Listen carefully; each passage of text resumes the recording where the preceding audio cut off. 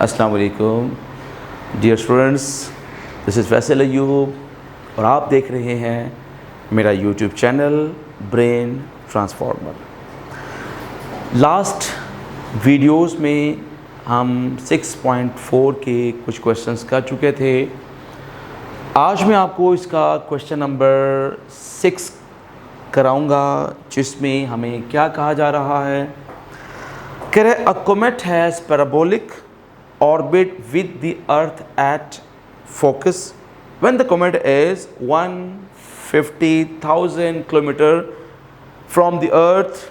The line joining the comet and the earth makes an angle of 30 degree with the axis of parabola. How close will the comet come to the earth? Before it कि मैं आपको question number 6 solve कराऊं, पहले मैं आपको question number 6 का मतलब समझाता हूँ। क्वेश्चन 6 में क्या कहा जा रहा है, देखिएगा। एक कोमेट है जिसका पैराबोलिक ऑर्बिट है और वो उस ऑर्बिट में मूव कर रहा है। अब मूव करता करता देखिए, मैं इसकी फिगर बना लेता हूँ। सपोज करें ये हमारा वो पैराबोलिक ऑर्बिट है। किसका ऑर्बिट है? कोमेट का ऑर्बिट है। अब कोमेट कहाँ पे हो सकता है? कोमेट यहाँ पे हो सकता है, कोमेट यहाँ पे हो सकता है, कोमेट यहाँ पे, यहाँ पे, यहाँ पे। कोमेट तो मुसलसल मूव कर रहा है। मूव करता करता करता कोमेट यहाँ पे भी तो आएगा ना, बिल्कुल आएगा। ये क्या है? ये है फोकस। किसका? पैराबोला का फोकस। इस फोकस पे क्या है? इस फोकस पे अर्थ लाई करती है। अगर मैं इसको फोकस और इसको मैं A,0 कहूँ और ये हमारा वर्टेक्स है, तो आप एक बात नोट करें कि जब कोमेट मूव करता करता करता वर्टेक्स पे पहुंच जाएगा, इस टाइम वो अर्थ के क्लोजेस्ट होगा, यानी अर्थ और कोमेट के दरमियान इस टाइम पे डिस्टेंस होगा मिनिमम। अब ऐसा क्यों है? ऐसा इसलिए है कि पैराबोला की प्रॉपर्टी है, एक थ्योरम है कि पैराबोला का वो पॉइंट जो फोकस से सबसे क्लोज है वो वर्टेक्स होता है। इसका मतलब जब कोमेट मूव करता करता करता करता करता वर्टेक्स पे आ जाएगा, इसका मतलब क्या होगा? इस टाइम पे कोमेट अर्थ के क्लोजेस्ट हो जाएगा। अब उसने पूछा है हाउ क्लोज, कितना क्लोज होगा कोमेट उस अर्थ के, कितना क्लोज हो सकता है? इस बात को हमने किस तरह देखना है? हाउ क्लोज की बात कर रहा है, इसका मतलब वो आपसे ये डिस्टेंस डिमांड कर रहा है। तो ये डिस्टेंस कितना है आप चेक कीजिए। ये डिस्टेंस यहाँ से लेके यहाँ तक है A के बराबर। तो इसका मतलब क्या हुआ? मुझे A की वैल्यू चाहिए। अब इस A की वैल्यू को फाइंड करने के लिए मेरे पास डिफरेंट मेथड्स हैं। पहला मेथड ये है, अगर मुझे वर्टेक्स की वैल्यू मिल जाए न्यूमेरिकल फॉर्म में, तो फोकस की ये जो कोऑर्डिनेट की वैल्यू मिल जाए, तो वर्टेक्स एंड फोकस के दरमियान डिस्टेंस A के बराबर होता है। अब मेरे पास वो A की फॉर्म में तो है बट न्यूमेरिकल फॉर्म में नहीं है। इसका मतलब मुझे A की वैल्यू चाहिए और वो A की वैल्यू फाइंड करने के लिए फ़िलहाल कोई एक्स्ट्रा इन्फॉर्मेशन नज़र नहीं आ रही। या ऐसे होता कि डायरेक्ट्रिक्स और वर्टेक्स के दरमियान डिस्टेंस भी A के बराबर ही होता है। ये भी A के बराबर होता है और वो भी A के बराबर होता है। अगर मैं डायरेक्ट्रिक्स की बात करूं तो x = -a के इक्वल है। अगेन A अननोन है, इसका मतलब वर्टेक्स से यहाँ तक का डिस्टेंस A बनता है। ये लाइन क्या है मालूम नहीं है। वर्टेक्स से यहाँ तक का डिस्टेंस A बनता है, ये डिस्टेंस क्या है मालूम नहीं है। इसका मतलब ये हुआ कि जिस तरह से हम पहले काम करते रहे हैं ए कैलकुलेट करने के लिए, उस तरह से इस क्वेश्चन में पॉसिबल नहीं लग रहा। तो फिर क्या करना होगा?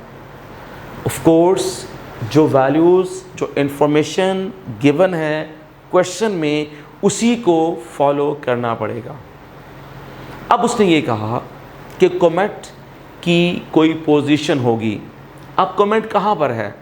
मैं सपोज कर लेता हूँ ये वाला पॉइंट है, ये है करंट पोजीशन ऑफ कॉमेट। जब कॉमेट यहाँ पर है उस टाइम अर्थ का और कॉमेट का डिस्टेंस है 150,000 किलोमीटर। इसको मैं L से करता हूँ रिप्रेजेंट। कर दिया मैंने, ज़रा आगे चलिएगा। ये है एक्सिस ऑफ पैराबोला। यहाँ से मैंने ड्रॉप किया एक परपेंडिकुलर जिसने एक्सिस को मीट किया। इसको मैं P पॉइंट कह देता हूँ और इसको मैं पॉइंट Q कह देता हूँ। ठीक हो गया। ये बन जाएगा x,0 और ये हमारा F पॉइंट ऑलरेडी है। उसने कहा जब कॉमेट और अर्थ के दरमियान डिस्टेंस है 150,000 किलोमीटर, तो उस टाइम ये जो लाइन बनती है इसका एक्सिस ऑफ पैराबोला के साथ जो एंगल बन रहा है वो है 30 डिग्री। ये एंगल कितना है? 30 डिग्री। अब मेरे पास ये F या PFQ एक बनी राइट एंगल ट्राइंगल। मुझे क्या करना होगा?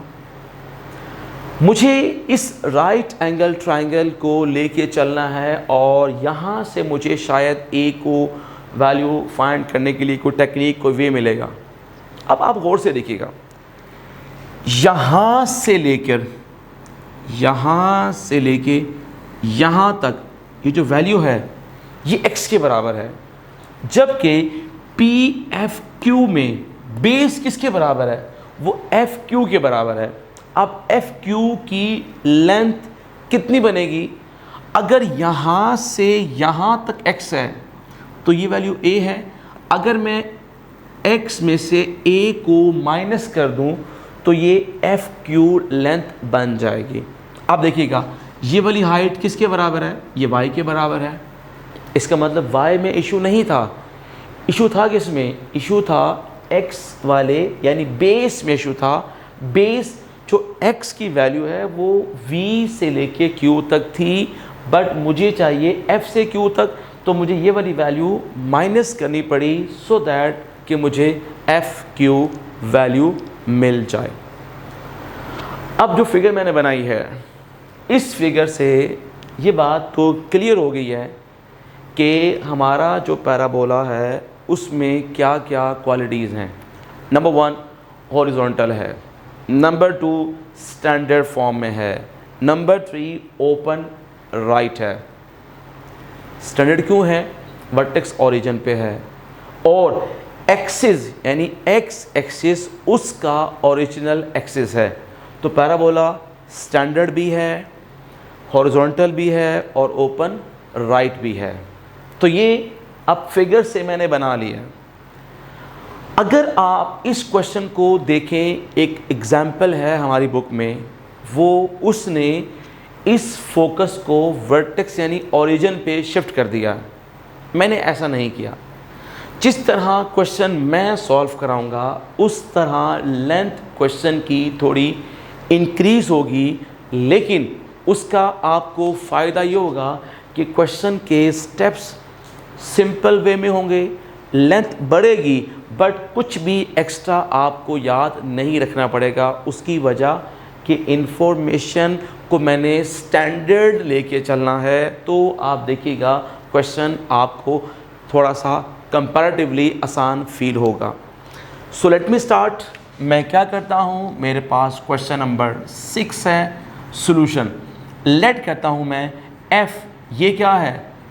Be the focus at which earth lies, ये वो पॉइंट है जहां पे अर्थ लाई करती है। V be the vertex, V vertex है। अगर V vertex है and x is equal to minus a b the directrix, ये मैंने क्यों डिफाइन किया? मैं एक्चुअली ग्राउंड सेट कर रहा था। किसके लिए? मैं ग्राउंड सेट कर रहा था पैराबोला हॉरिजॉन्टल फॉर्म में, ठीक है, स्टैंडर्ड फॉर्म में ओपन राइट के लिए मैंने ग्राउंड सेट किया। ये मैंने एलिमेंट्स खुद डिफाइन किए सो दैट कि मैं स्टैंडर्ड पैराबोला, जो मैंने पैराबोला ड्रॉ किया है बेसिकली ये y स्क्वायर 4ax के इक्वल है।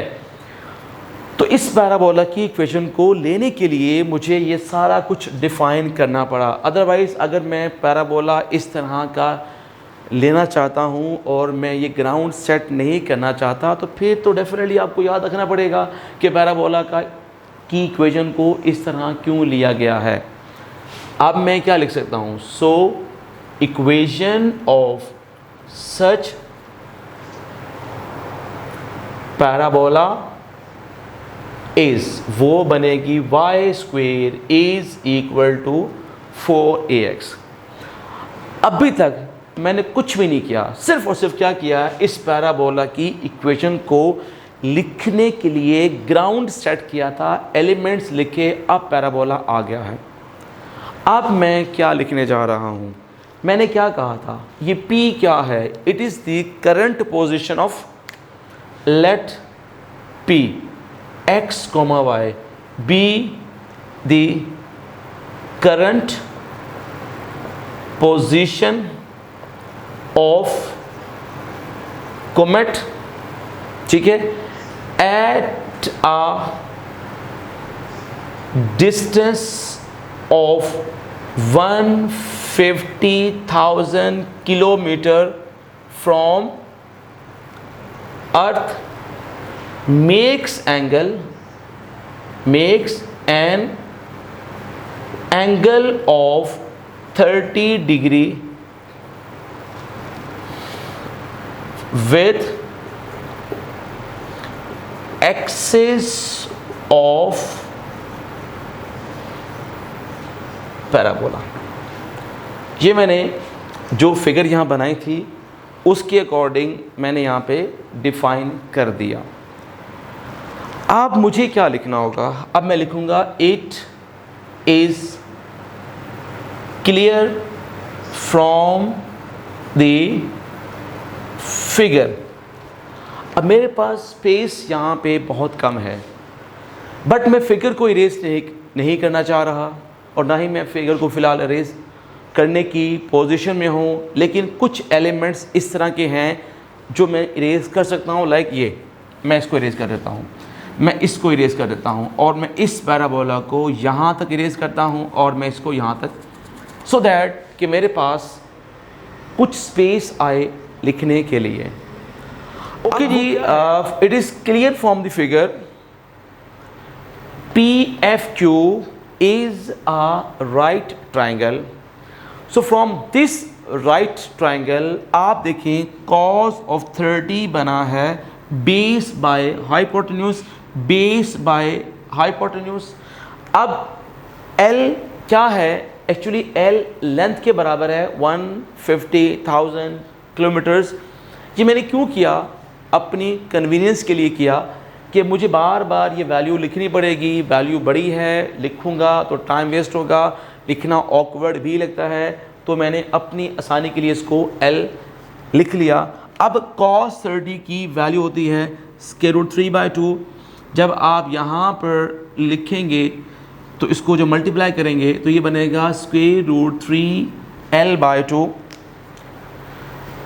√3 कैसे आया? इसको इससे मल्टीप्लाई किया, this becomes √3L/2 plus a is equal to what? x।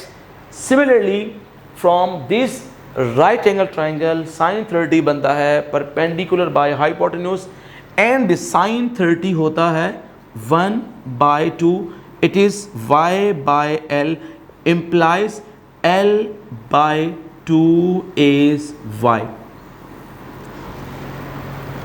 अच्छा, स्टार्ट में देखें मैंने आपसे क्या कहा था, मुझे चाहिए a। अब आप देखें x की वैल्यू a और l की फॉर्म में है, y की वैल्यू l की फॉर्म में है। अब मैं क्या कर सकता हूं, मैं इसे पहले इरेज करने लगा हूं।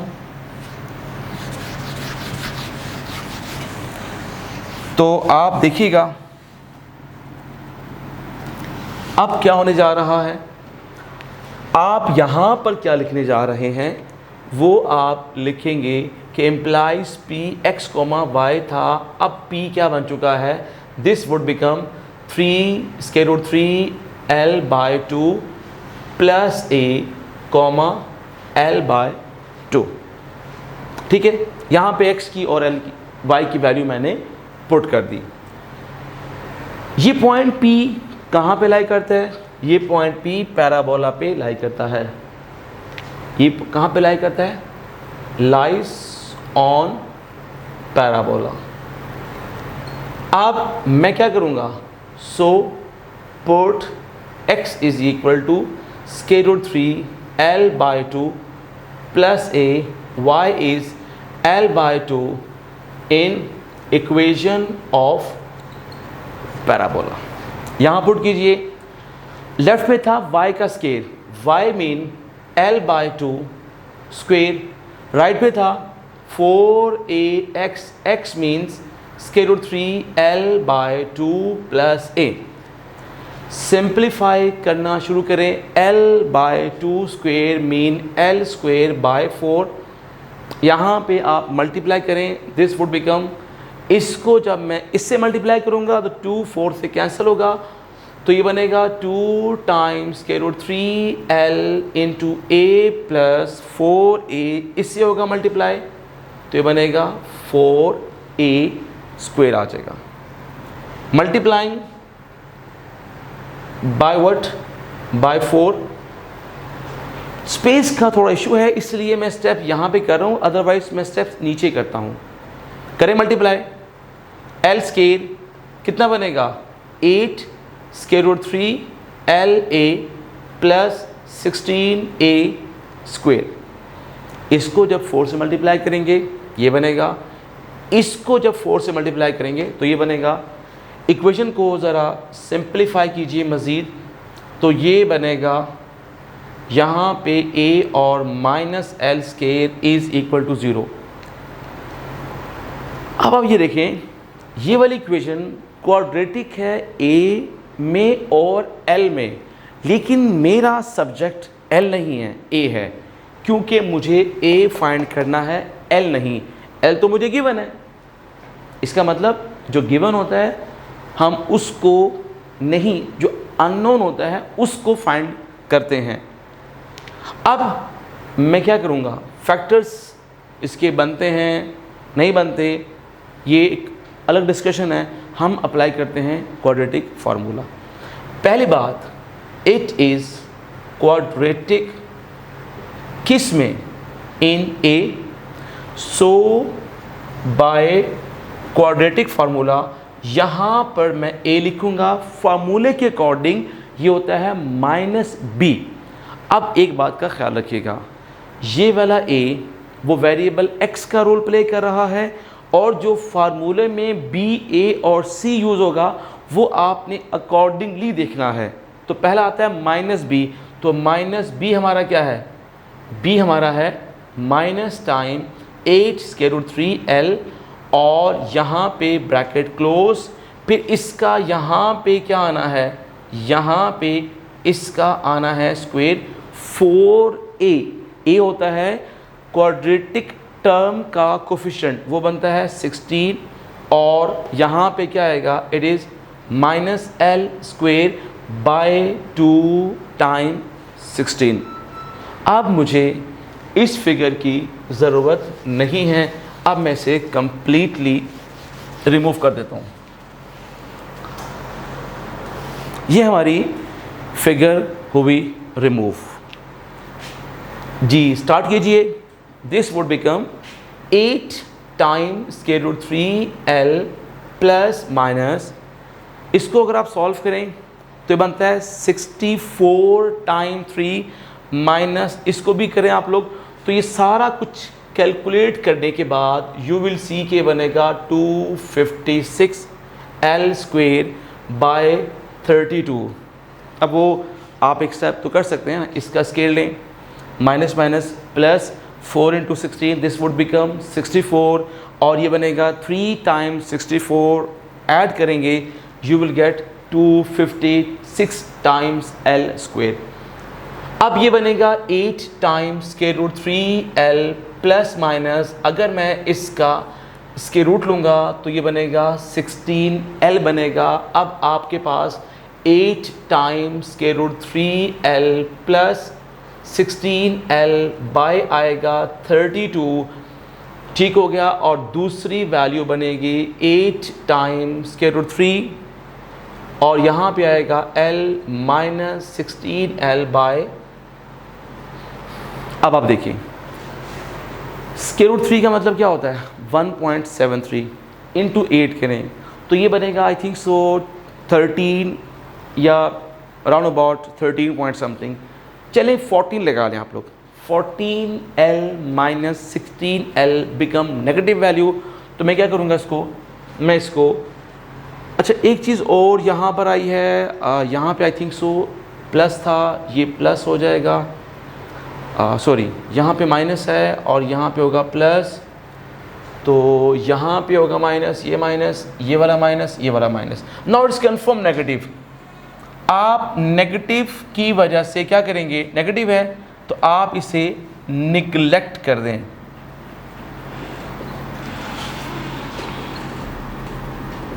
निगलेक्ट इट, क्योंकि वैल्यू कभी भी एक ही नेगेटिव नहीं हो सकती। ये छोटी सी मिस्टेक हुई थी, आप इसको ज़रा ठीक कर लीजिएगा। अब यहाँ से कॉमन क्या आ रहा है, 8 कॉमन आ रहा है, मैंने कॉमन लिया 8 तो यहाँ पे क्या बना minus square root 3 plus 2l भी कॉमन आया तो ये बनेगा 32, ये से कट हुआ, इसको लिखा 2 minus square root 3l bye 4 आएगा।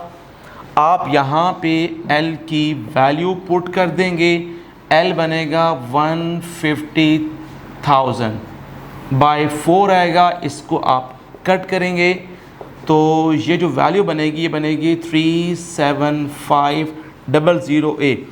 इसका मतलब क्या हुआ, इसका मतलब ये हुआ है कि कॉमेट जब फोकस पे आएगा तो कॉमेट जब वर्टेक्स पे आएगा तो तब वो फोकस यानी अर्थ के होगा क्लोजेस्ट, तो उस टाइम उस कॉमेट में और अर्थ में कितना डिस्टेंस है, ये बनता है 2 minus square root 3, square root 3 mean 1.73, माइनस करें तो ये 0.27 बनेगा, इनटू दिस वन करेंगे तो इसका मतलब है ये इतना क्लोज हो जाएगा कॉमेट अर्थ से जब वो वर्टेक्स पे आएगा। तो ये क्या है, this is, it is the closest distance between